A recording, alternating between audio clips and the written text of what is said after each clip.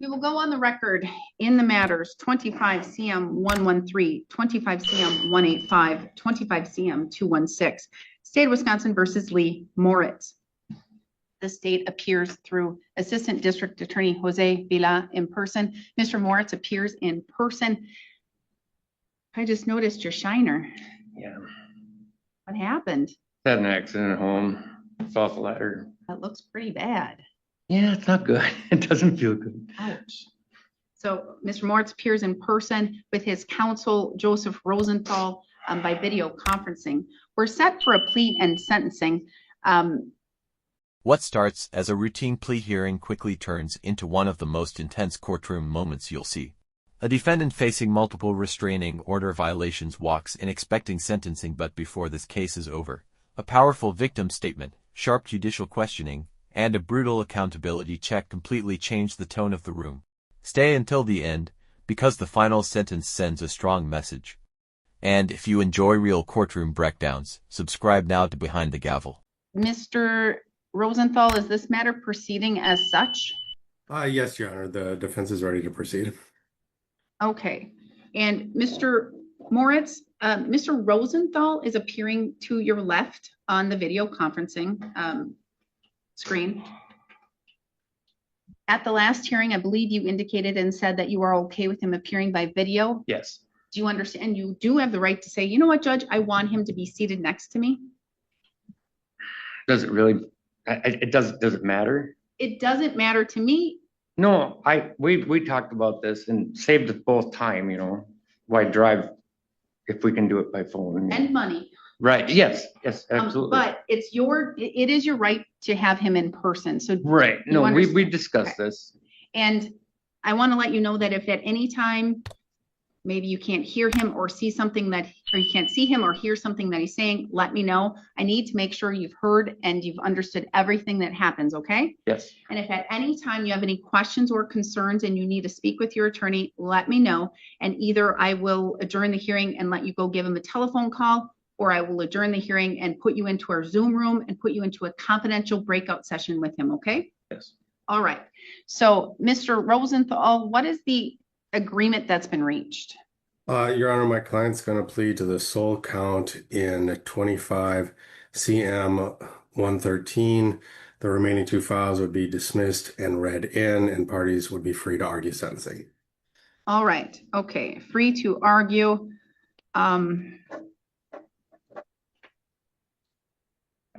I do have a plea questionnaire waiver of rights form. Mr. Rosenthal, you informed the court that you have filed it, but that it has not been signed yet, and you wanted the court to have that in front of Mr.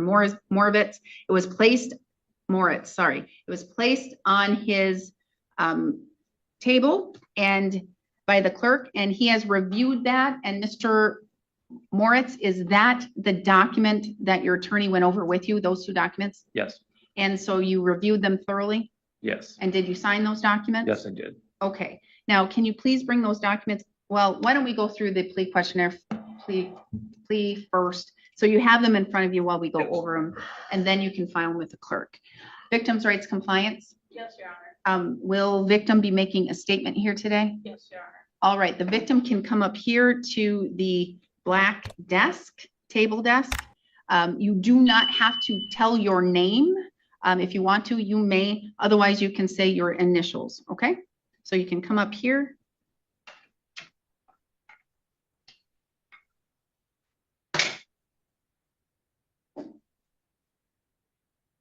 And it looks like you have something that you may be reading to the court. I am just going to ask you to please read it slowly and enunciate your words. And if it is going to get emotional, just stop and take a breath, just because our court reporter needs to take everything down. So when you can speak slowly and enunciate and breathe, she's able to take everything down accurately, okay? All right, you may be seated, or you can stand, whatever you prefer. I have a question. Yes. May I read this exactly how it was said to me or stated at the time? There's some crude words and comments in here. Yes, I will allow you to do that. I know that those are things that may have been, don't take this wrong, but allegedly said to you. Yes. Yes, so you may, if it has vulgar language or swear words or things like that, you may say the entire word and not be in contempt of court. Okay, I'm gonna also ask you to take the microphone and have it more towards you. Is that better? Yes. You may begin. Your Honor, I have spent months thinking about this, the day I would get to stand in front of you and speak. I have written pages of my life and incidents with Mr. Moritz, and there was one statement they all had in common. He knew exactly what he was doing. Mr. Moritz knew exactly what he was doing every time he violated the restraining order. He lied and manipulated situations to avoid responsibility. He twisted events and told false versions of what happened, but one thing remained consistent. He blamed everyone else. He knew from the beginning he had a restraining order. I told him I was getting a restraining order for trespassing on my grandmother's property and taking my car from me. After that, he texted me to drive the only thing in my name to work tomorrow, leaving me my gas golf cart. But he didn't seem to care because his response was, do whatever you have to do. I have thousands of text messages where he stated things I wrote in the petition, how he knew he had a warrant, and stated, I asked you not to get the law involved. He avoided every court hearing. He would text me asking why cops were knocking at his door. He stated multiple times he didn't care about the restraining order. He ignored every police officer that told him to stop contacting me. He threatened me to drop the charges, telling me how small I am and what he can do when he's sober. He purposely avoided police for 8 months and continued to harass me. During this time, I felt unprotected by calling into the sheriff's department. The first time I called, the deputy that I got asked me, have you just tried blocking him? And the text messages that I sent to the deputy never made it to the DA's office. The victim witness coordinator told me there was a possibility of closing the case due to the missing documentation of the text messages. Mr. Moritz also told me his sister, who is a police officer, notifies him every time I call him in, and that he is above the law because of this. Whether this statement is true or not, I do not know, but I can say that there was information Mr. Moritz and his sister both knew about when I spoke to other police officers and jailers. One of the times Mr. Moritz was brought into jail. Along with Mr. Moritz's blatant disregard of the law, he also has a terrible drinking problem. Mr. Moritz buys a case of beer every day or every other day, as he puts it, when they're good days. He states he uses his beer as a medicine when he refuses to take any mental health medicine or pain medicine. He also says his doctor told him drinking his beer was just as good for him as any other option. I would be surprised if he blew a .0 here today. If you notice on the text messages submitted and other documents, most of the time Mr. Moritz starts harassing, threatening, and abusing around 4 p.m. He's had then hours of drinking in, and depending on his schedule, there are times when he doesn't sleep and drinks all night long and makes the situation even scarier. These patterns of abuse happened while the children and I were both in the home. Mr. Moritz repeatedly abused me and the children. This was not an isolated incident. It happened in different ways and continued to escalate over time. Mr. Moritz used emotional and verbal abuse throughout our relationship. He often insulted me and humiliated me, especially about my body. He would tell me things like, "You're disgusting," and told me he would only listen to me or seek help for his drinking if I maintained a certain weight. He often called me worthless and a cunt, and I could be replaced at any time. These were things he said in front of the children, teaching them to be disrespectful to me too. This happened regularly, and after arguments, he would deny or say I was too sensitive and that I shouldn't take what he does or says after a night of drinking too seriously. Tomorrow's a new day and you need to move on from it. He emotionally abused me to control and scare me. After my mother died of lung cancer, he taunted me about my smoking and told me to go kill yourself and smoke another cigarette like your mom. He told me I had no family left that cared about me and no one else would want me, so I'd better stay with him or I'd be alone. He also told me in front of my son that it would only take $10,000 to have me killed. These threats and cruel statements happened many times over the years. Mr. Moritz would also abuse the children, call them names like stupid, bitch, fucking pussy, retarded bitch, pervert, fat ass, and blame them for problems in his life. There were physical incidents that happened, including throwing wood at his son and grabbing him by the throat. This behavior led to a CPS case in 2023, and instead of taking responsibility, he blamed me and the children. After my son was interviewed as part of the CPS investigation, Mr. Moritz threatened my son for telling the truth to CPS, stating, "I should choke you like you said I did to my son. Do you know how long it takes someone to turn blue?" Physical abuse was also a repeated pattern for me. He forced me out of our home on dozens of occasions, dragged me out of bed, locking me outside with no place to go. One time he dragged me out of the house by my ankles and locked me out. But then he called me the next morning when I wasn't home, asking me when I was coming home because he was horny. Another time he threw a tray of grease and fat at me and my son when we tried leaving, hitting us in the car. He's had his hands around my neck, pinned me in corners, threw my phone in the toilet and peed on it so I couldn't contact anyone. And at these times I had to fight back to protect myself. When I did fight back, Mr. Moritz would tell me would tell people, family and friends, he didn't do anything, and I just went crazy on him for no reason. When I was able to leave and get away from him, he would follow me in vehicles. He would show up where I was, follow me to stores and my family's homes. The times I could not leave were because he would hide my keys or even drive my car into deep snow so I couldn't move it. This behavior also happened multiple times and made both me and my child feel unsafe.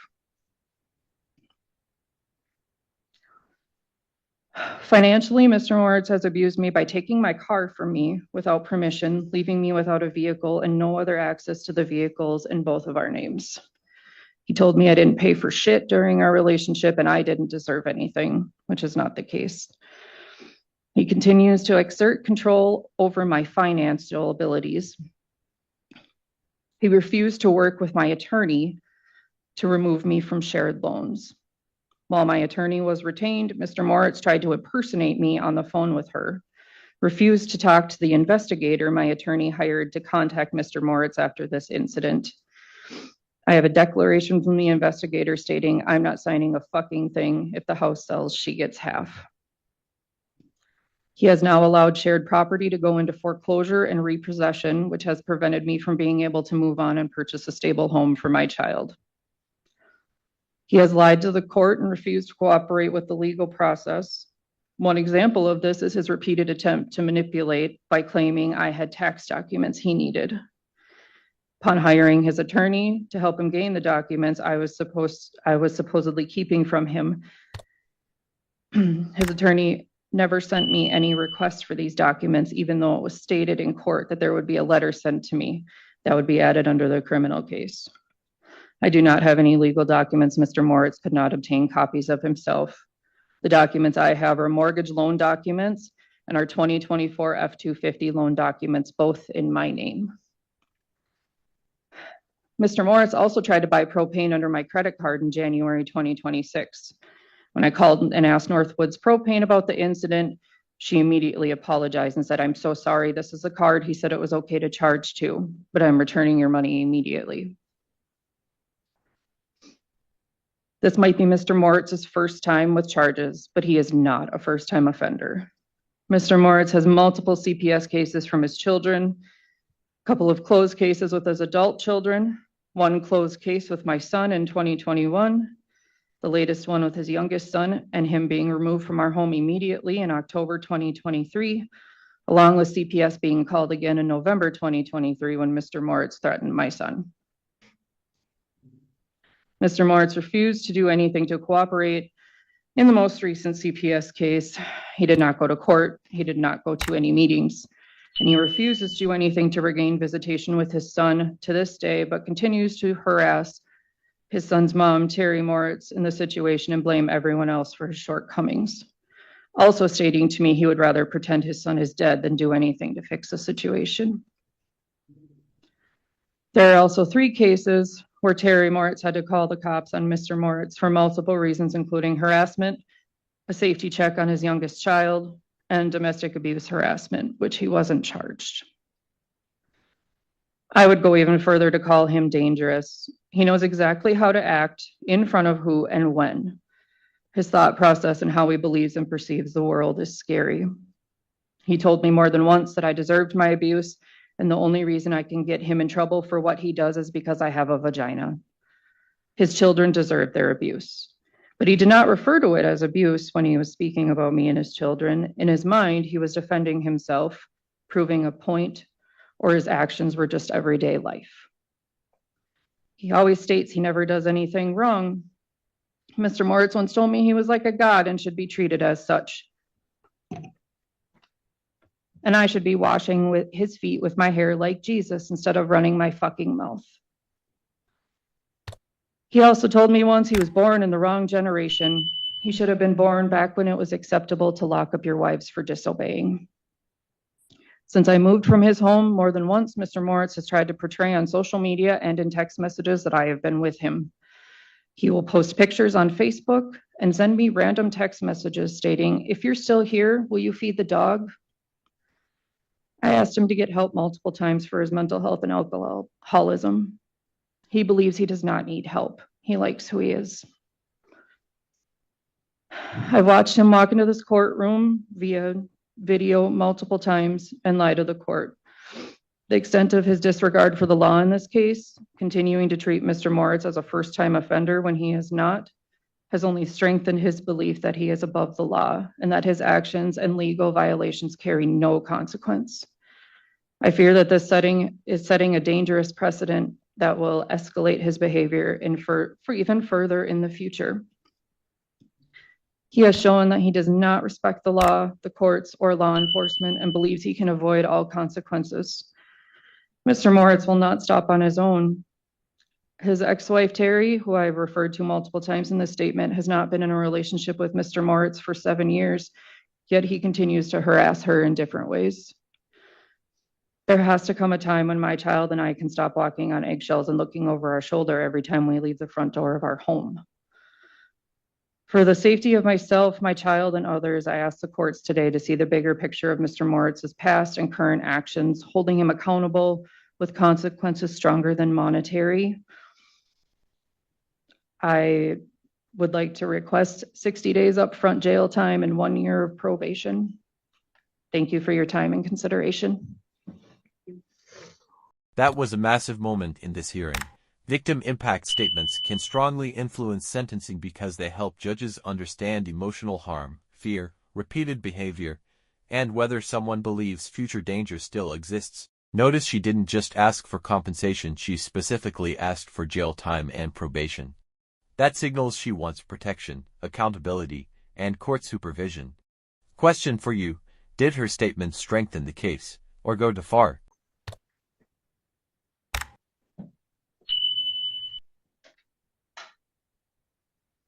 And just so I have all the facts in my head. Well, Mr. Moritz, do you share a child with BJR? No. No. Okay. So I raised her son since he okay, was so 5. I just wanted to make sure. I No, just wanted yeah. to see that. Okay. His father's Bert Barnes. Okay, so I have in front of me that plea questionnaire waiver of rights form. Do you have that? That's that document in front of you, Mr. Moritz? Yes. And is that the document your attorney went over with you? Yes. Did he go over it thoroughly with you? Well, as much as I can understand. It's all gibberish to me. Well, as much as you can understand. So did and I'm going to guess that you had questions for your attorney and you said, I don't understand that. When you said those things, did your attorney then explain it to you more? He did. But And in my mind, Mr. Moritz, I'm stopping this. I'm not going to let you make statements and say, I don't understand this. I don't understand this. I don't understand this. Because if you're telling me that, then I'm going to have to order a competency evaluation, okay? Because I need to make sure that you're competent to enter a plea. You're competent to be here today and to have these charges brought against you. And so if I'm hearing from you that even though you're a learned attorney who's went to law school, who's practiced for many years now, if I'm hearing that he was unable to explain the words on that document to you thoroughly so you can understand. He did, yes. He did. So there's no question, you understand everything on that document. Yes. Okay, and so with that, everything on that document, your attorney essentially read that to you word for word. Is that Yes. correct? Yes. And so you are telling the court that even if you didn't understand something at one time while he was going over it with you, you asked him the questions until you fully understood everything on this document. Yes. Now, coming to court here today, that document as well as the post-conviction document and whether or not you wish to appeal was placed in front of you on that table, correct? Yes. And you had an opportunity to review and read that thoroughly, correct? Yes. And you can read, write, and you understand the English language. Yes. Now, how many years of schooling do you have? Do you have an HSED, GED? I graduated high school and I went 2 years to Dakota County Technical College for mechanics and machining. Excellent. Okay, so you have more than just a high school education. Yes.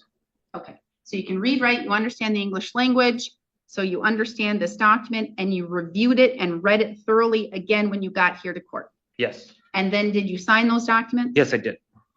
So you are 50 and you are pleading guilty to one count of knowingly violating a domestic abuse order, correct? Yes.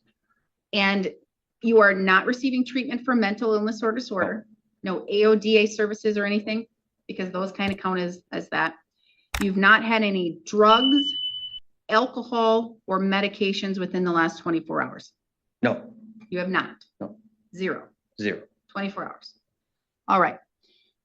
Did your attorney thoroughly go over with you what the state would have to prove your guilt beyond a reasonable doubt? Yes. Did your attorney thoroughly go over with you the maximum possible penalties you face? Yes. And so you understood those when he went over that? Yes.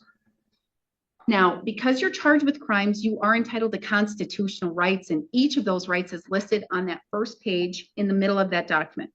It's bold and says constitutional rights underlined. Yes. Okay? Okay. Now, do you understand that by entering a guilty plea, you're waiving and giving up those rights? Yes. Do you understand you'll no longer have the right to a trial? You'll no longer have the right to have your attorney cross-examine the state's witnesses or call witnesses to testify for you. You will no longer have the right to testify or remain silent and not have your silence used against you. You will no longer have the right to a jury trial in which 12 of your peers would need to reach a unanimous decision as to a guilty verdict or find you not guilty. And you will no longer have the right to have the state prove your guilt beyond a reasonable doubt. Do you understand all of those rights? Yes. And you understand you're giving those up? Yes. Do you understand that if you're not a citizen of the United States, your plea could result in your deportation? Right. Yes. Do you understand? The state would have to prove as to count 1 in 25 CM 113, knowingly violating a domestic abuse injunction that on or around June 13, 2025, in Burnett County, Wisconsin, you knowingly violated an injunction in Burnett County case number 24 CV 120. Do you understand what the state would have to prove? They would have to prove that there is a domestic abuse injunction, right? First thing, right? Understand that? Yes. And they would have to prove that you violated that injunction somehow, and here having contact with the petitioner, correct? Yes? Yes. And they would also have to prove that you knowingly did so, meaning that you knew there was an injunction and you knew you weren't supposed to contact her, correct? Not the first few times, but I did contact her after I didn't realize texting was illegal, to be honest, but It's a contact. It's a form of communication. I didn't understand But that. here's the thing. I'm not asking if you did it right now. Right. And having you tell me when you did, when you didn't, Right. what you understood and what you didn't understand, okay? What I'm asking is, do you understand what the state would have to prove in front of a jury or to the court to find your guilt? Yes. Yes. All right. Do you understand the maximum possible penalty for this crime could be a fine of no more than $10,000 or imprisonment of no more than 9 months or both. Do you understand that? Yes. Now, do you understand that there's an agreement here? And please recite it again, Mr. Rosenthal. I just want to make sure he understands it, the court understands it, we all understand it. Your Honor, both parties are going to be free to argue sentencing. I will address those arguments when we get to it. All right, so it's a free to argue. So you understand that? Yes. And so I guess it's not probation, it's not jail, it's not any of these things. It's a free to argue. And you understand that? Yes. And I'm guessing that's because of the negotiation back and forth, because one of the offers was to plead to 2 counts and all these things. And your attorney wheeled and dealed and negotiated on your behalf. And this is the end result. Do you understand? Yes. And you were working with him on the sidelines, telling him things, and he was telling you things, right? Yes, ma'am. All during this negotiation process. Yes. Okay. And so you understand that offer. Do you understand in the agreement that you reached? Do you understand I'm not bound to follow anything that is argued or recommended by the state? Yes. I'm not bound to follow anything that's argued or recommended by your attorney. You understand that? Yes. I am free to sentence you in what I feel in my discretion based upon all of the facts of not only this case, but the other cases, because they're being asked to be dismissed and read in. Do you understand that? Yes. So that means if I feel in my discretion based upon the totality of the circumstances, looking at you, looking at the cases, looking at the facts, that it should be the maximum possible penalty, that's my discretion and I can sentence you to that. You understand? Yes. Do you still wish to proceed and enter a guilty plea? I have to talk to. Yes or no? No. Well, Lee, I Do you- mean, we talked do you about have this a pretty question? thoroughly. You went over it pretty thoroughly with him? Yes. We did. We had a number of discussions. I mean, this was the intent walking in here to plead guilty to this. I mean, I hope you've ever understood everything here, Lee, but I mean, this is kind of was explained in great detail. I mean, if you want to withdraw your plea, I guess now is the time, but I was under the impression that we had an agreement. Your Honor, I am guilty from text messaging. All That's right. it. And so I that's what you're admit, saying. yeah. You're admitting your guilt. I did. There's proof. All right. Okay. And so you understand the agreement and you understand that the court's not bound to follow anyone's recommendation. You understand that? Yes. And so you wish to proceed and enter a guilty plea today. Yes. Now, did you go over the facts of the criminal complaint with your attorney? And those are the facts on that original charging document that basically say what happened and why you were charged with these crimes. You remember that? Yes. Now, for the most part, as it relates to the charge you're pleading guilty to, those text messages, that communication and violating the injunction 24 CV 120, are those facts accurate? Yes. Mr. Rosenthal, may the court use the probable cause section of the criminal complaint to find a factual basis? Yes, Your Honor. Are you admitting guilt here today, Mr. Moritz, because you are guilty? For text messaging, yes. Yes. I mean, you can try and pass it off any way you wish and try Yes. and, you know, For pass te- the buck, but it's, No, I didn't understand that no contact I thought was physical contact. I didn't understand that text messaging was all right. out the window. And here's the deal, and I'll swing right around to there, because I want to make sure you understand everything, because that's my job, is to make sure you understand everything. You're voluntarily, knowingly, and understandingly, intelligently entering this plea.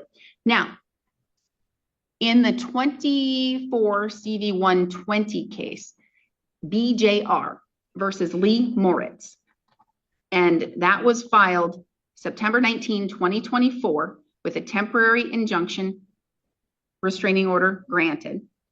Now, and a hearing was scheduled, and there were arguments made on the record that you were evading service and that they tried all means of service, and they had to resort to publication, okay? And so it was published in the Burnett County Sentinel, because you live here in Burnett County, and actually you're from the Sentinel area where they publish, and it had notice of that hearing, and you did not appear, but there was the proof of publication and you appeared. And so that injunction with the firearms was entered, correct? Yes. Yes. And so then a firearms surrender hearing was then scheduled, because the court is mandated to do that. And then service was attempted to be made with that, but then it needed to be published again. You understand that at that hearing too, you failed to appear, correct? Correct. And then the court had to issue a warrant because that is mandatory. The court shall hold a firearm surrender hearing and you didn't appear. So the court had to issue a warrant and a warrant was issued. You were picked up on that warrant on May 27, 2025. The court then held that firearm surrender hearing, correct? And you were present. Yes. And the court went over all of those things with you, all of the, with regards to the injunction, and you did make and raise arguments at that date and time that you didn't understand, you didn't know you needed to appear, and you didn't know what it meant to have an injunction, correct? Correct. And did the court thoroughly go over with you what that all meant? Yes. And so then you fully understood what it meant on May 27, 2025, correct? Correct. And so then you fully understood all of those things on May 27, 2025, is that correct? Yes. And this allegation in 25 CM 113, the offense date is June 13, 2025, correct?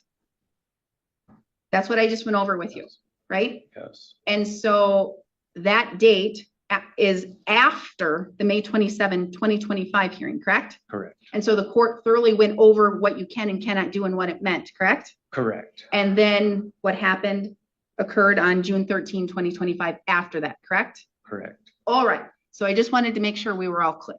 So now, with regards to that, you are pleading guilty because you're guilty, correct? Yeah, correct. Mr. Rosenthal, again, may the court use that probable cause section along with the statements now made and all of the A, B, C, D, E connecting with Mr. Moritz to find a factual basis. Yes, Your Honor.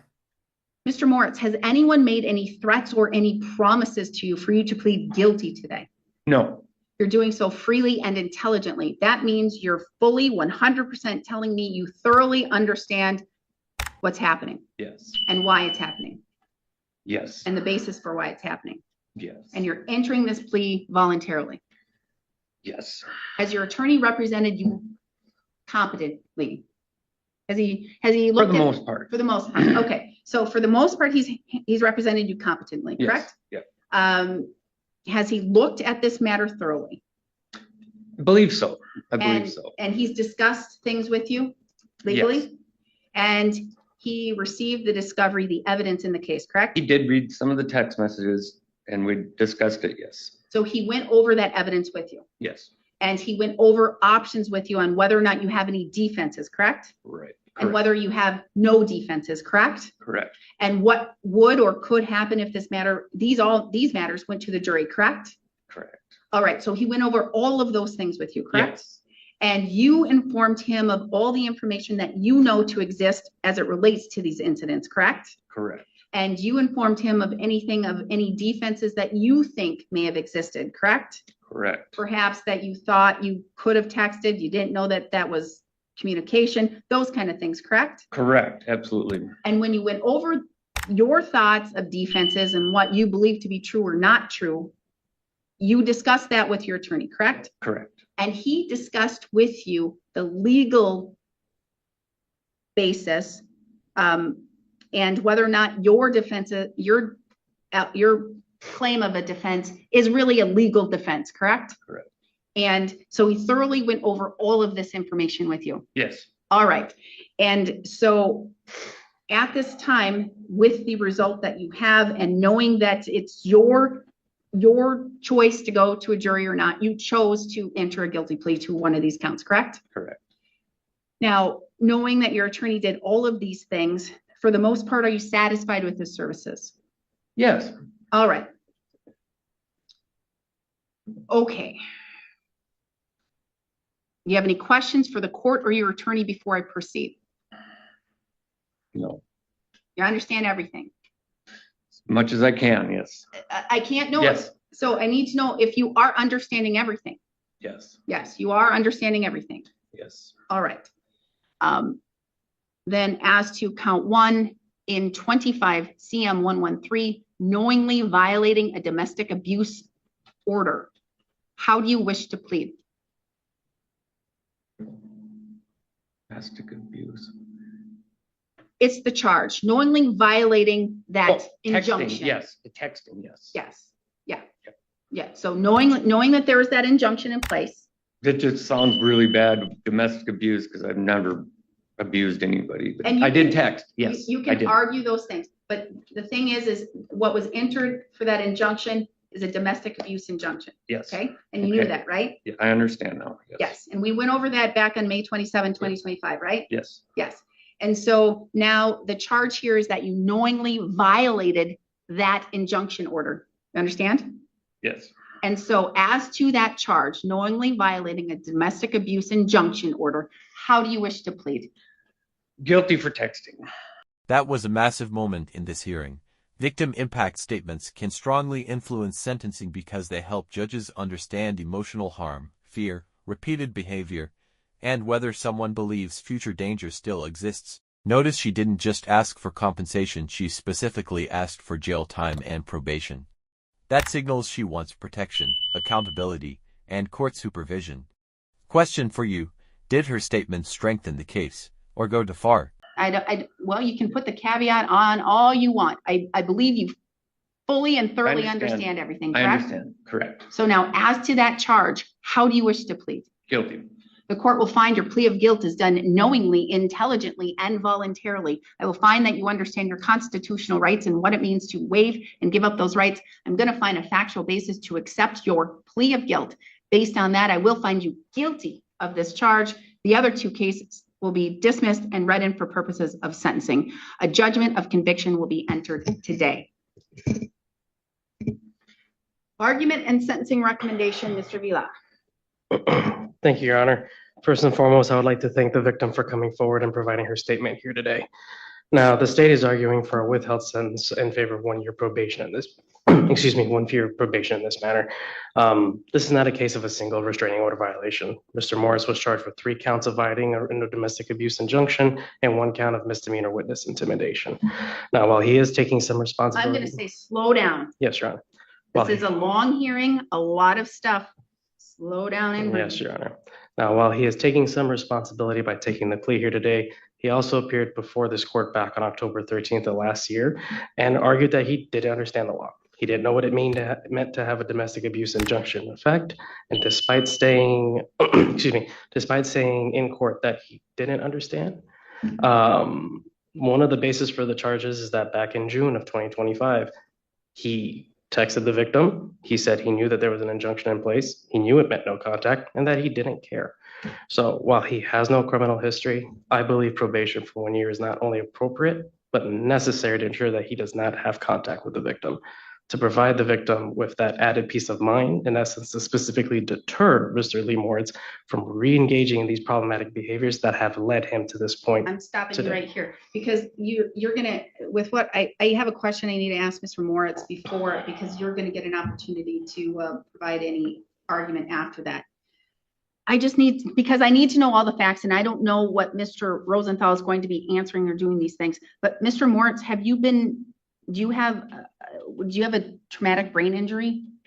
No, Okay, so you weren't in an accident, didn't hit your head, don't have a traumatic brain injury. well, I bumped my head, but Bumps, yeah. No, were you diagnosed by a no. medical doctor? No. For a traumatic brain injury? No. Okay. Learning disabilities? No. Okay, I just needed to know that. So I guess there's nothing you need to respond to. Go ahead. Yes, Your Honor. So again, to specifically deter Mr. Moritz from re-engaging in these problematic behaviors in the future, but also to just generally deter the public that restraining order violations are criminal offenses. They carry penalties and they should be treated accordingly. I think ordering anything less would unduly depreciate the offense and send a negative message to the community that legal protections, Yeah, you need to just. So legal protections associated with having a restraining order, in a sense, wouldn't mean anything. So as such, I think 1 year probation is necessary in this case. Thank you. All right, Mr. Rosenthal. Thank you, Your Honor. My client has entered a plea here today. I believe he's done so knowingly, willingly, and voluntarily. He does accept responsibility after a very thorough plea colloquy with Your Honor. He's 50 years old. He does not have any sort of prior record. He owns his own landscaping business. He's a hardworking, productive member of society. I think that reflects well on his character.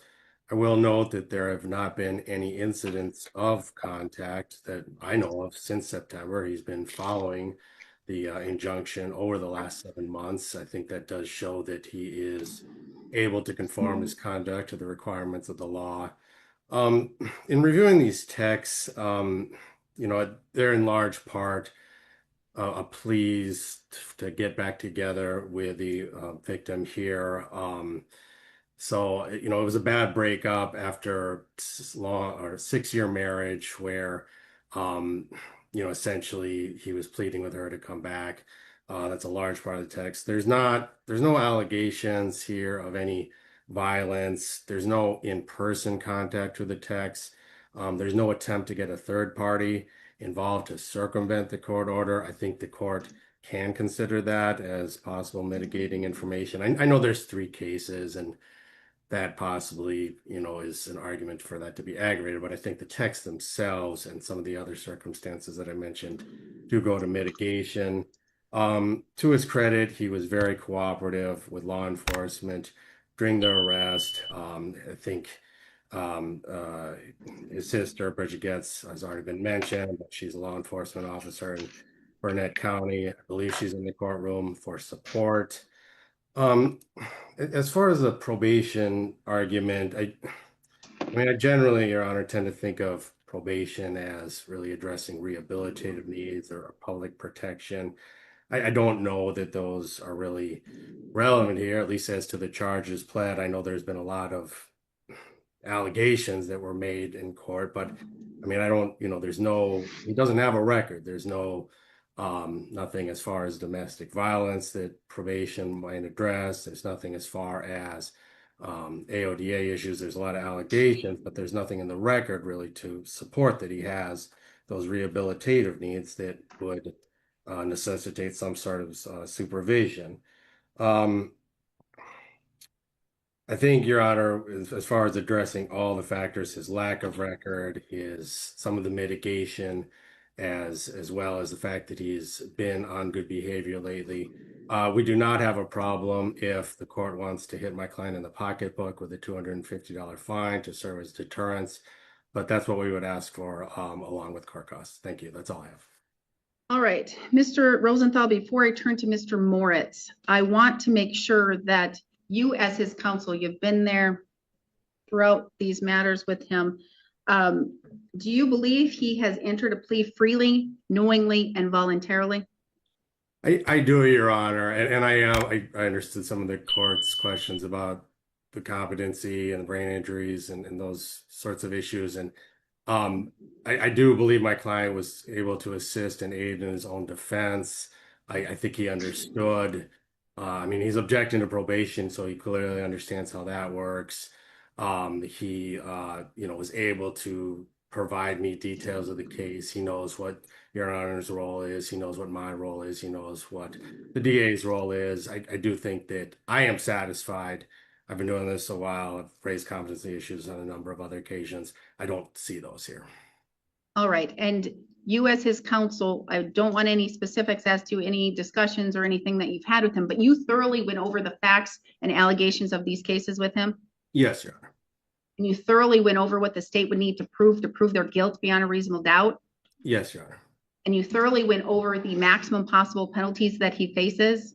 I did. We discussed the maximum potential penalties. And again, you just to reiterate what you just said, you went over the fact that it's the judge's discretion in what is sentenced?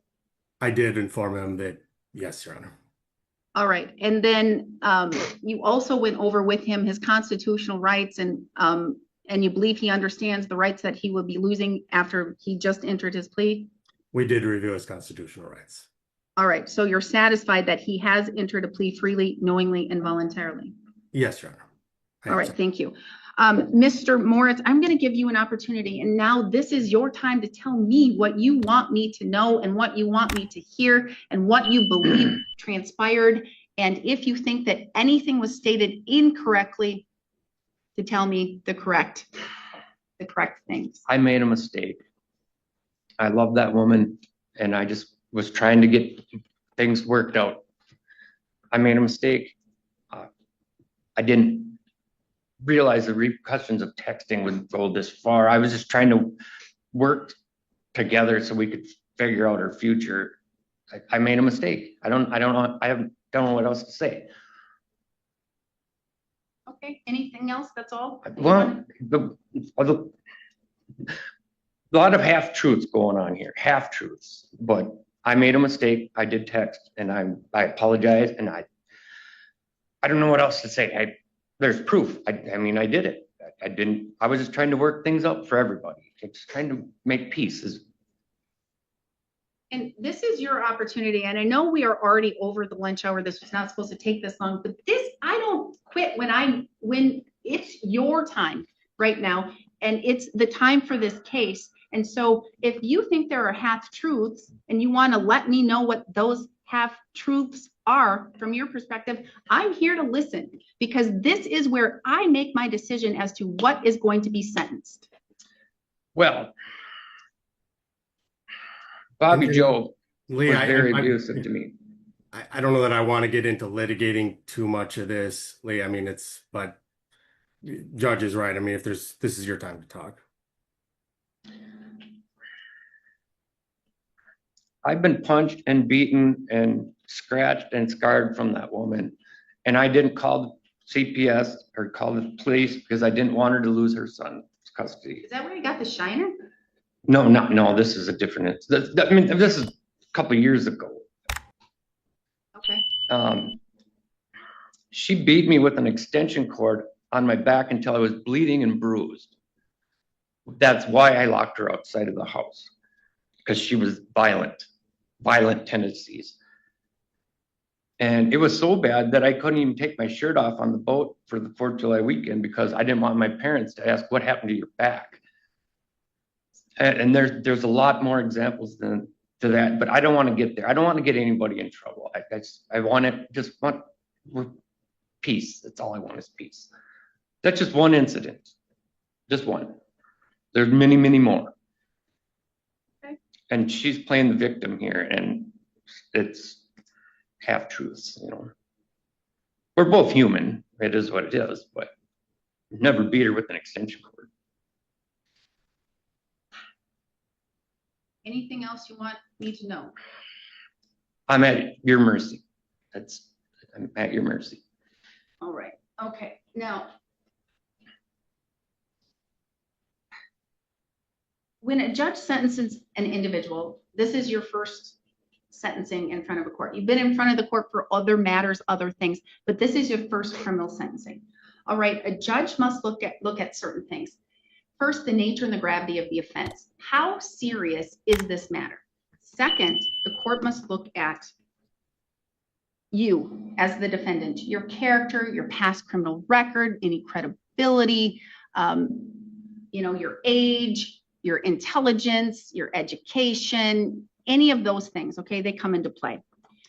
Third, the court has to look at the public, protecting the public. And here, not really the public in general, but here the public when we have a victim involved. I think it's BJR or BR involved. So the court has to look at that. Plus, the court also has to look at other things, such as deterrence, general deterrence, to make sure that generally the public understands that they cannot violate domestic abuse injunction or any type of injunction whatsoever. It's a crime.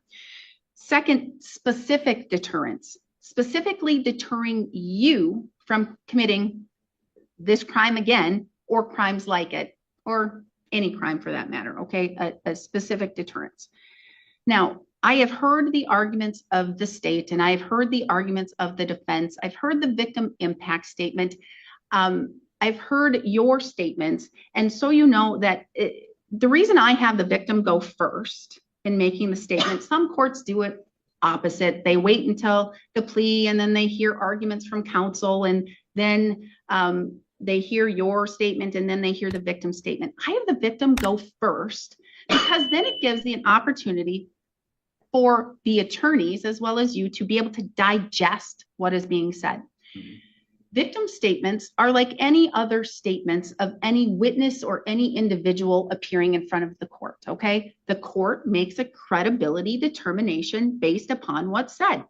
Is what is being said credible? Are all statements being credible? Are any statements credible? I make that determination with each and every person that is making a statement to this court. That's my job, okay? To weigh the facts and to hear the case and to hear your basis, or to hear if you have any remorse and any accountability and accepting responsibility, those kinds of things. All right. And so again, the victim made a statement. Now, do I believe every single statement is 100% accurate? Probably not. But that's because I'm going to tell you, just knowing that sometimes as a person that's going through something, we experience something one way, another person experiences it another way, the officers experience it a different way. So any statement or any story somebody gives you is not 100% accurate. Correct. Okay? Yes, and you agree with that? Yes, absolutely. All right. So I've heard these things from everybody and heard the arguments and the bases for them. Now, and I'm looking at this matter in this case, and 25 CM 113, knowingly violating a domestic abuse injunction order. I thoroughly went over all of the things with you because I needed to make sure that you fully understand everything, that you understood that the injunction was in place, you understood at what date and time the injunction was entered, and what date and time you understood what you can or cannot do and why, and those things. And that was established back to May 27, 2025. And the first incident occurred June 13, 2025 in the violation. And you're saying the text messages, and at that time you didn't know or understand that you couldn't text, even though the court went over and said, I went over the no contact and it meant no contact on May 27th. Yes. Okay. And then we have another incident that then occurred after that on May 2nd, 2025. That was dismissed and read in, but the court can still look at that. Okay. And then another one on September, or did I say May? I meant September 2nd, 2025. And then another allegation of not only knowingly violating the injunction, but intimidating victim, dissuading reporting on September 15, 2025. Those again are dismissed and read in, but those are things, as your attorney went over with you, that dismissed and read in is something that the court can look at. That's part of the plea deal, part of the bargain. I'm not going to have to be found guilty of those by a jury or a court. I'm not going to have to plead guilty to those, but the court can view those and look at those in sentencing determinations. All right. So I know that you knew things and you knew what you could or could not do. You knew what it meant. You knew all of those things on May 27, 2025.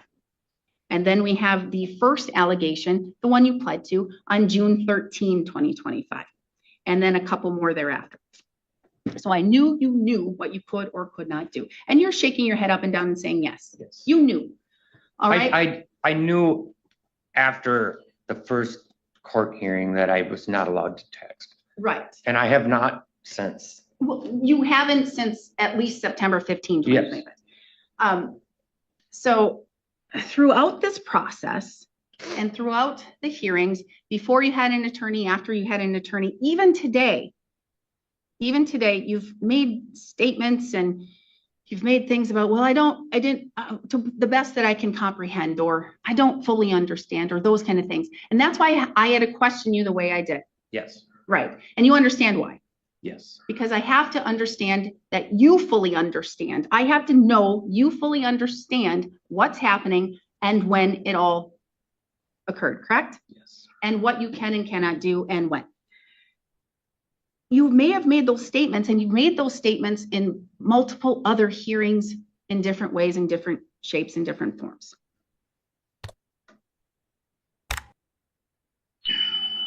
And it was mentioned by somebody here at the hearing, or by the victim, and it was mentioned previously at a hearing. And to this court's knowledge, your sister is a law enforcement officer, a respected, experienced law enforcement officer. Yes. I respect your sister. I do too. Very Okay. much.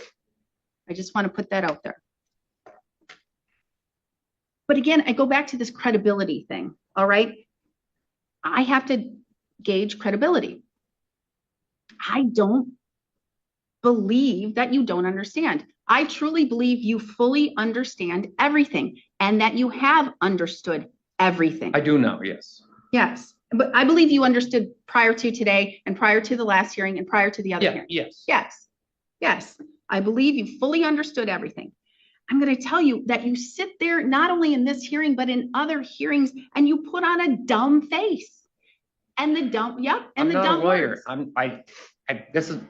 I'm not a lawyer. I have never been in trouble with the law. I don't. Again, not an excuse, and you're saying words to make you seem like, I don't know, I'm just poor little old me. I don't know anything. I have a high school education and only 2 years of college with a very smart degree of mechanics, because I know plenty of mechanics. That's a smart degree. You need to be smart. Right. Right. You need to be smart. You are not a dumb man. No, I'm not. I'm very intelligent, but when it comes to this stuff, it's. Again, credibility. I don't No, believe you. I can Okay? understand. Yeah, I You understand. don't have a TBI, a traumatic brain injury. You don't have a learning disability. You don't have issues that interfere with your ability to comprehend or understand. You're telling the court you're not on any prescription drugs. You have not had any alcohol. There's nothing, no mental illnesses or disorders, nothing that is interfering with at any time your ability to understand and comprehend. And again, you're shaking your head up and down. Yes. Yes. Yes. Yes. That's the frustrating part, because you did know and understand and comprehend, and you knew so at least at the bare minimum all the way up to May 27, 2025. Yes, Your Honor. Yes. I was trying to make peace. That's all I was trying to do. Yeah, trying to make peace, violating law. Yes. Right? Yeah, trying to make peace, violating the law. Yes. Yes. And today is your day for remorse, and it is your day to clear everything up and to let the court know, well, this may be not the full truth, or this may be something that was said incorrectly. But as you sat there, you're not taking accountability. You just say, it was just text messaging. Okay, that's all I did. I was trying to, make everything better. And I was trying to, make peace with the victim, knowing it violated the law. Yes. Yes, and you know that. I do. Yes. And you keep interrupting, and that means this is going to be the longer it's going to take. But you fully knew that, and you comprehended that, and you understand that. And yet you continue to do that. You continue to violate the law. You continue to put on a dumb face. You continue to say things where the court should think that you don't really understand. And just to the best of what I can understand, I don't believe it again. I don't believe it. You fully understood every single thing you were doing, and you continued to violate the law time after time after time after time, and with every excuse. And then you're sitting there not taking accountability, not being responsible, trying to just kind of haphazardly say, well, I was texting and it violated. And then you victim blamed. You said it was her, it was her, it was her. She's the one that hurt me. She's the one that beat me. She's the one that did this to me. She's the one. I don't have any alcohol issues. I don't have any drug issues. I don't have any violence issues. I've never engaged in any domestic abuse. I've never done this. I've never done that. It was always her. I didn't say that. Then what did you say? It takes two to tango. It takes two to tango. Sure does. Can talk to the domestic abuse, domestic violence counselors and all of that, and the lawyers and all of that involved, and the law enforcement officers and all that. It always takes two to tango. It does. Does not take two to tango. Does not. Even if she came at you, she whipped you with a extension cord, she beat you over the head with a bottle. Doesn't take two to tango. It takes your two legs to get up, to walk out of that door, and to stop. I've done it many times. And then to go deep, deep, deep. 911, what is your emergency? I didn't want her to Lee, lose custody of her on son. advice of counsel, I'm going to ask you to quit interrupting, Judge. Okay. And I have to say that now too, because we are now at 12:28. This is a half an hour over. But again, I'm not cutting it short because I cannot. That's not my job. My job is to do this thoroughly. But again, I do have to say, I think I've heard everything, and I can't have you make any other statements because I have to sentence and we have to move on. I think that this is serious, and I think that you knowingly violated, you knew what you were doing, and I think that deserves punishment. The judge has made her decision, and it's far more serious than a simple fine. The defendant receives 45 days conditional jail, 1 year probation, alcohol restrictions, testing, treatment requirements, no contact orders, fines, and a stayed 9-month sentence that can be activated if he violates again. Her message was direct. This case wasn't about just texting. It was about knowingly ignoring a court order, avoiding accountability, and continuing behavior after repeated warnings. This hearing also showed something powerful. Judges don't only sentence charges, they sentence patterns, credibility, and remorse. If you found this case as shocking as we did, hit that like button, share your thoughts in the comments, and don't forget to subscribe to Behind the Gavel for more jaw-dropping courtroom breakdowns. Probation? Yeah, sure. What the court is going to do is I will follow a recommendation for probation because you need oversight. You need somebody to watch over you. You need somebody to make sure that you're not drinking. You need somebody to make sure you're entering in the programs that you need to enter into, because you're not, and you're doing things knowingly violating the law. So 1 year of probation. I'm going to order, because I think that this is so serious, and I think that you are dodging responsibility and accountability, 45 days of conditional jail to be remanded immediately after today's hearing, because it is that serious. I saw no accountability. I heard no remorse. I just saw the, what is it? The I'm rubber, you're glue, I'm the eraser, and it bounces off of me and sticks to you kind of deal. It's not like that. But that's what it's coming across as, okay? But it's not like that, Your Honor. Okay, I hear you. But that's the court's order. On probation, absolute sobriety, no use or possession of any illegal drugs, substances, or paraphernalia, no alcohol, no bars, taverns, liquor stores, casinos, or establishments that have the primary purpose for the sale or the service of alcohol. I think I said absolute sobriety, but regular drug testing, substance testing, regular alcohol testing, immediate alcohol testing upon remand to the jail, and substance abuse. No contact with the victim's family, the victim's residence, or employment.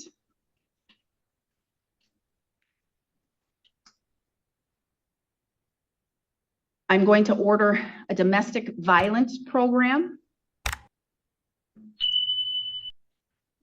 not through restorative justice, a different program as determined by your Department of Corrections agent that must be accomplished and completed within the first 3 months of probation. AODA assessment and follow through. You have 20 days to appeal. Should you fail to appeal within 20 days, you do lose that right.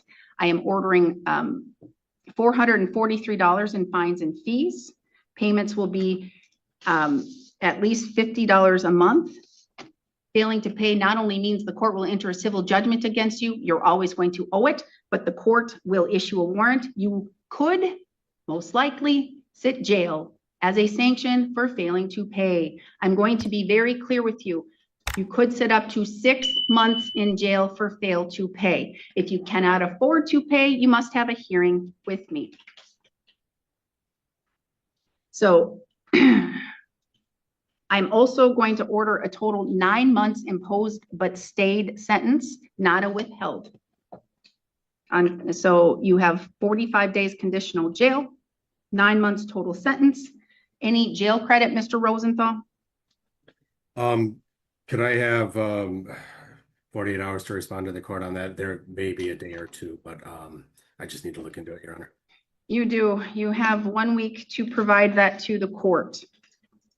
Again, 20 days to appeal. Should you fail to appeal within 20 days, you do lose that right. I need your DNA. The jail will make sure that we have that. With this, I don't believe you have the ability to request it be expunged through a written letter to the Department of Justice. you and your attorney can look to see if you have the ability. If you do, you can do so. If not, that's up to the Department of Justice. Mr. Vila, what am I missing? Nothing, Your Honor. Mr. Rosenthal? I don't believe you're missing anything, Your Honor. All right. If we're not missing anything, we are adjourned. Thank you.